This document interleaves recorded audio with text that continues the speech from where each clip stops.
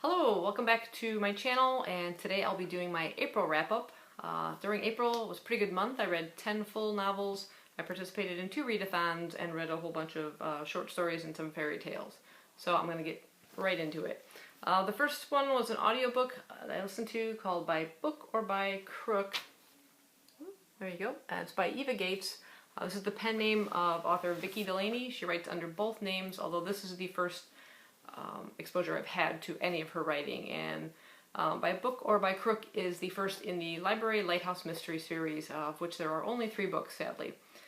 This first one takes place on Bodie Island in North Carolina, and the main location is a lighthouse, which actually does exist, but the author has turned it into a library for the purpose of her work here. We follow a character by the name of Lucy, who has landed the job of librarian, a new librarian assistant. Not assistant. Well, she's sort of a librarian assistant.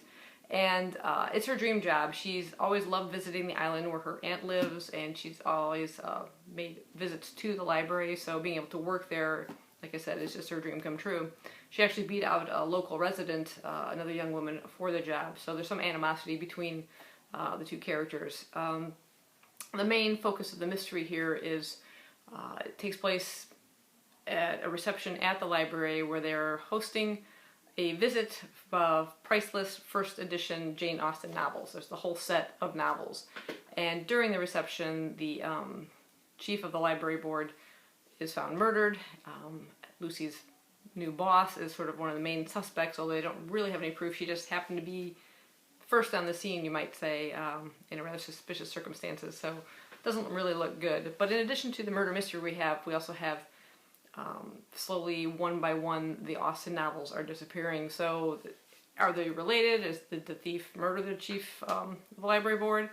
Or are they 2 separate occasions and someone's using that as a, to deflect attention away from what they're doing? So we don't really know, but I enjoyed the mystery as it unfolded and the setting. Anytime you have things like, if you have Gothic or Victorian in it, or secluded mansion, or library, or definitely lighthouse, it's going to draw me to wanting to pick up the book.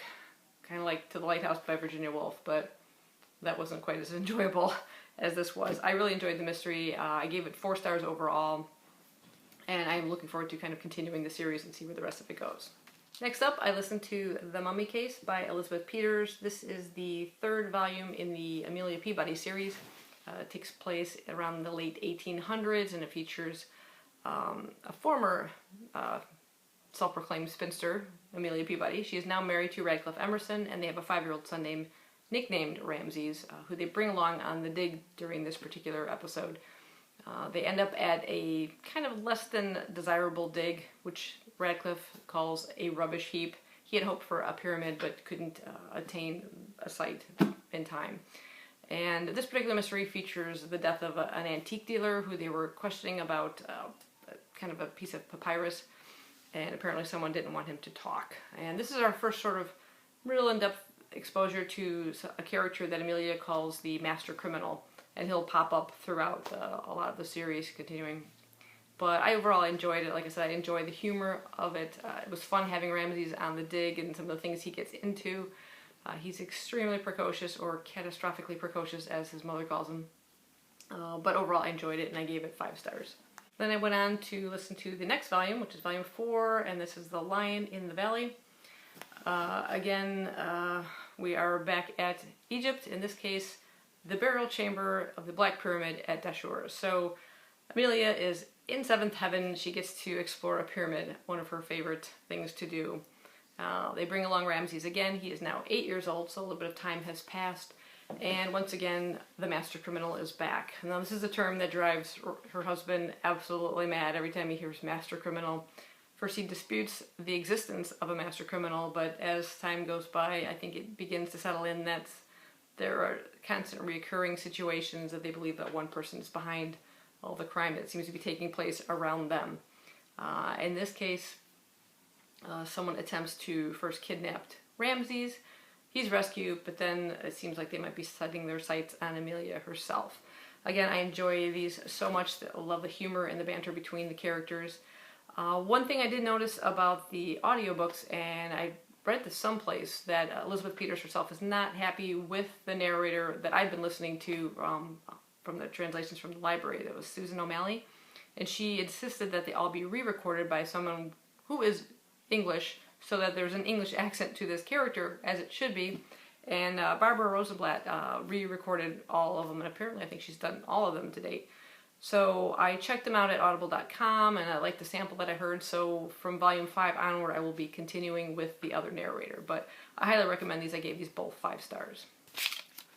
Next up, Maisie Tabs. This is by Jacqueline Winsper, and it's the first in a rather long series. Maisie is setting up practice as a private investigator as the story opens up, and her very first case is one of an infidelity case, a husband kind of wanting her to find out where his wife is going to every day.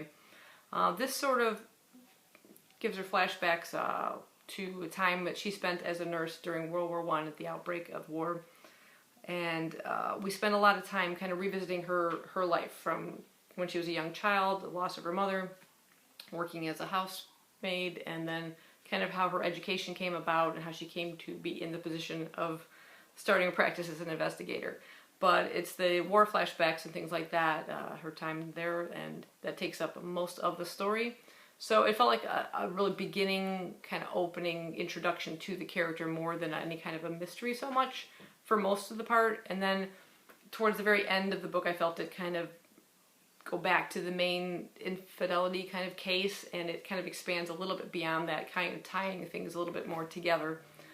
But I did end up enjoying it. I didn't love it, like I said, but I did like it enough that I do kind of want to continue and see where the rest of the story goes. So overall, I gave that one 3 stars.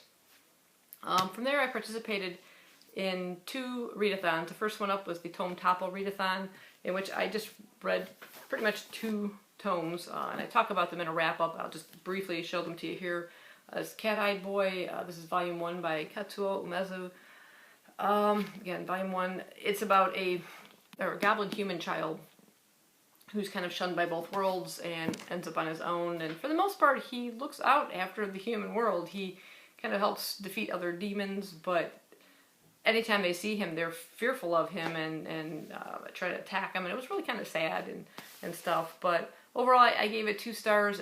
There's like lots of little short stories that kind of after a while seemed a bit repetitive. The artwork is pretty good, and I will probably pick up the second volume just to see how the story kind of plays out, but it wasn't bad. Then I also read The Burning World by Isaac Marion. This is the sequel to Warm Bodies, which is now going to be a series, and we follow R, who is a kind of recovering zombie, like a recovering alcoholic. He starts to change. There's little bits of humanity that still sort of seem to remain within him, and when he sees this young woman named Julie in the previous book, Warm Bodies, he starts to feel like attracted to her and protective of her, and little by little it seems like his humanity is sort of coming back. In this particular volume, we see that kind of relationship continuing, and the story is always told by R himself, which is really interesting and very poetic writing. I mean, I really love the prose in it.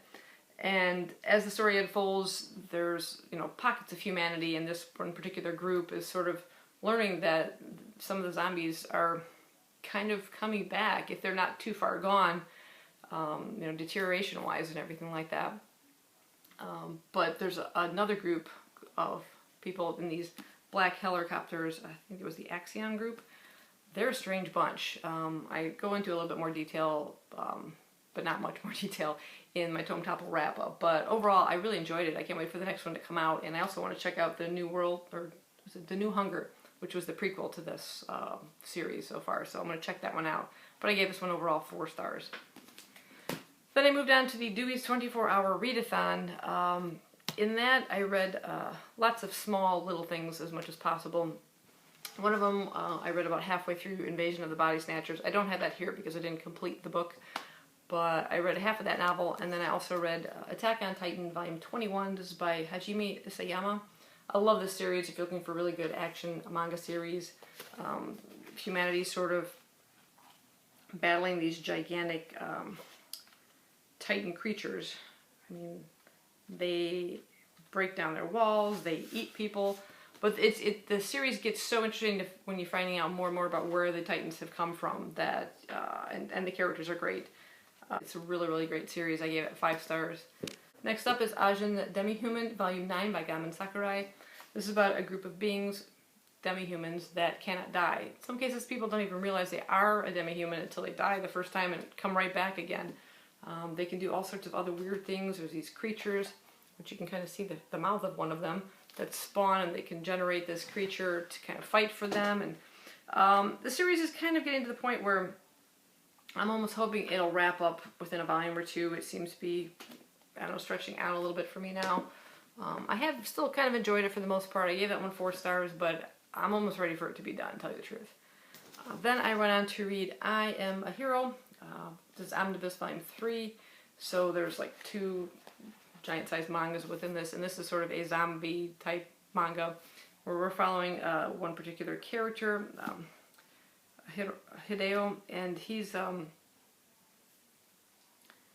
of like a paranoid schizophrenic with a gun.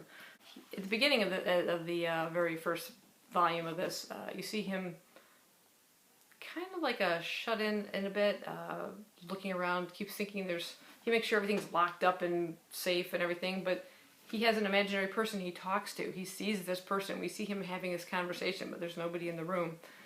So it's all a bit disturbing. And when this virus breaks out, his reaction to it is a bit odd at first. Not how you'd think, you know. It's almost, he's apologetic when he has to, like, kind of hurt somebody to get them from trying to attack him. And it's like, reality isn't quite the same in his mind. But it's starting to get a little bit more so as this goes on. But it's just really interesting to see how he reacts to it. I absolutely love it. The artwork is fantastic in it too. Really great with backgrounds and details. It's not just like some manga. Sometimes you don't have a lot of details, like whitish backgrounds. I hate that. I like when you get a manga who does the work. I gave that one 5 stars. And then after that, or mixing in kind of in between, I read a lot of short stories. I read The Body Snatcher, Dr. Jekyll and Mr. Hyde. That one wasn't bad. I read 3 short stories from The Lottery, The Intoxicated, The Demon Lover, and Like Mother Used to Make. Again, I talk about these more in my Dewey's 24-hour readathon vlog. And then I also read one from the Ghost Stories of Edith Wharton. And that one I liked probably more than the others. That was The Lady Maid's Bell. And then I also threw in a couple little Doctor Who fairy tales that were just kind of fun, kind of slightly related to classic fairy tales. Like this one is a Cinderella type story, and the Doctor in this case is the fairy godmother, which was great. Oh, and one other book I forgot, The Silver Chair, The Chronicles of Narnia Volume 6. This one features King Caspian's son, Prince Rilian, who has gone missing, and we get a return of Eustace, who was in one of the previous volumes. I forgot which one now. He's the cousin of Peter and Edmund and Susan and Lucy, and he, in this case, travels to Narnia with a friend of his, a fellow student by the name of Jill, and they go off in search of Prince Rilian. Overall, I enjoyed that one story. I gave that one a total of 4 stars.